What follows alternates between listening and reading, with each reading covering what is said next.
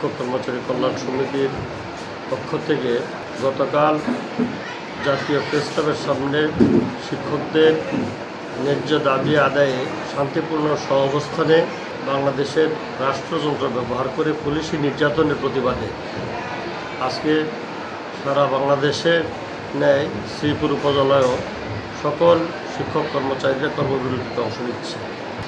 আর আশা করি সরকার বাহাদুর অনতিবিলম্বেই আমাদের যে পূর্ব ঘোষিত যে দাবি অর্থাৎ আমাদের শিক্ষকদের বাড়ি ভাড়ার 20% এবং চিকিৎসা ভাতার 1500 টাকা হারে এই যৌক্তিক দাবি অনতিবিলম্বে মেনে নিয়ে প্রজ্ঞাপন জারি করার মাধ্যমে আমাদের শিক্ষকদেরকে ক্লাসে ফিরে যাওয়ার সুযোগ করে দেবেন সে আশাবাদ ব্যক্ত করছি।